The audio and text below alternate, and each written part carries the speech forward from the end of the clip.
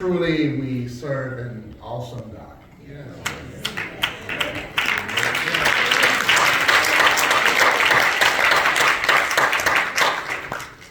If God be for us, who can be against us? So, Jenny just gave you 25% of my remarks. The piece that had to do with my asking her to head Black History for this year, her calling and letting me know that she had an idea and that she did not want to discuss it on the phone, that I needed to come by the house so we can talk face to face, which I did. And as she said, the rest is history. Of course, when Jenny said to me, my proposal is that we honor Dr. Willa Cofield, like she said, I said, okay. But Jenny kept on talking. And when she kept on talking, I realized that she had not heard me when I had said yes.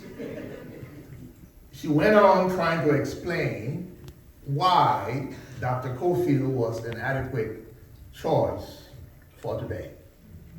She thought that she needed to convince me. And so she went on talking, and I waved and said, Jenny, I already said yes. Because I've met Dr. Cofield a number of times, and as I said to Jenny on that occasion, and as I've said to First Baptist in the previous weeks, I know of no one who is more deserving than this lady right here.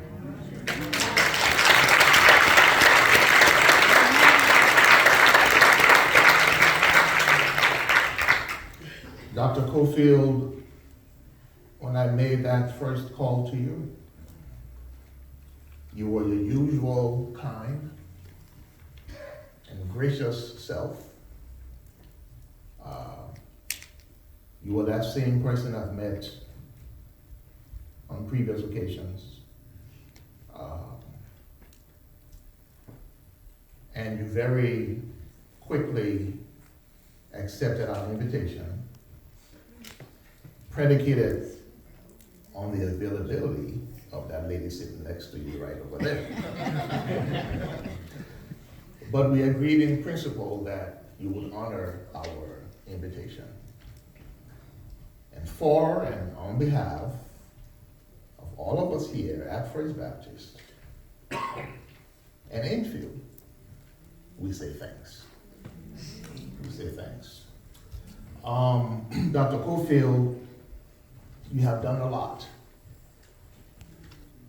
There is a quote that I like, very short and simple quote from St. Catherine of Siena that says, "Be what you were meant to be, and you will set the world on fire."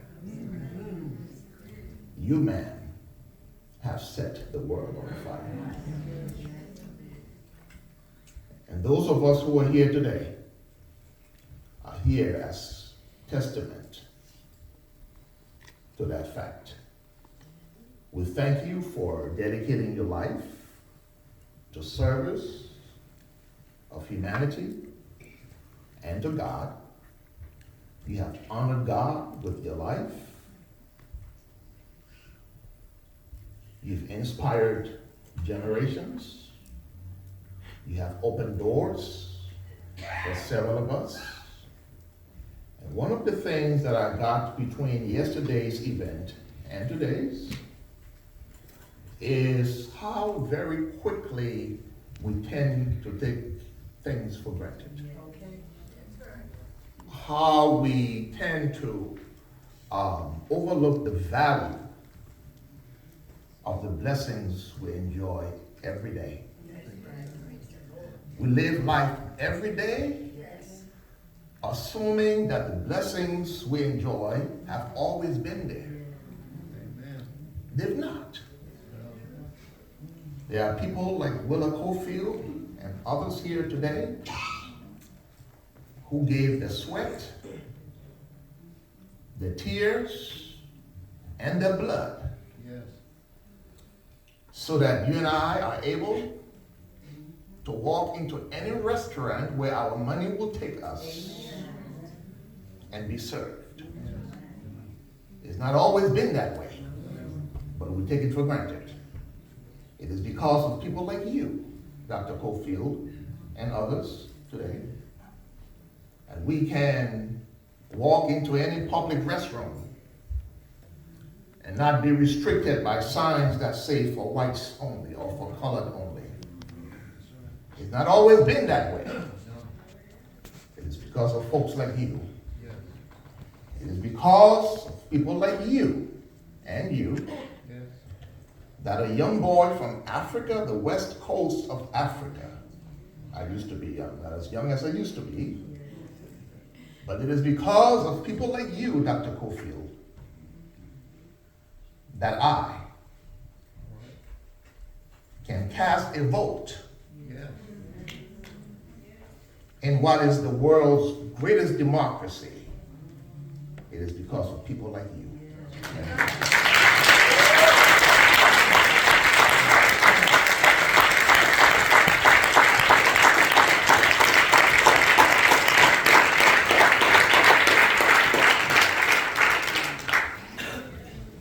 I do not take it for granted. I want to say thanks to your family, not just for making this possible, and I said that to Tommy yesterday, but for taking care of her every day. I want to say thanks. And others of your family, my friend Mayor Hardaway, and members of her family, just stand quickly so we can just see you one more time.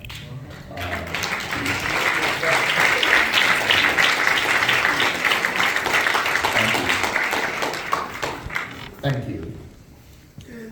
Thank you. And to others of you, our friend Cindy, Brother Albert, my other mother, Leah Simmons, and Sister Sexton, you're right there, and others who, of course, yourself, Jenny, Sister Laura Kauser, and others who have been right along there in this fight. It is on your shoulders that we, people like myself and others today, are able to stand. And we say thank you. I leave you with this.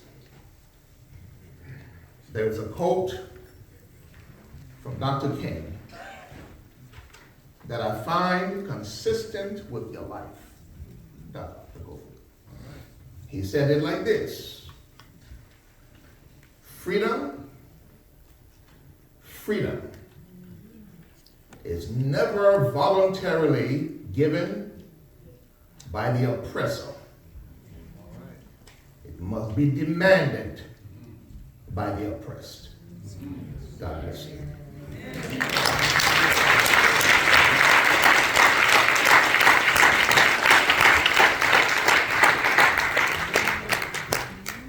That's it, right?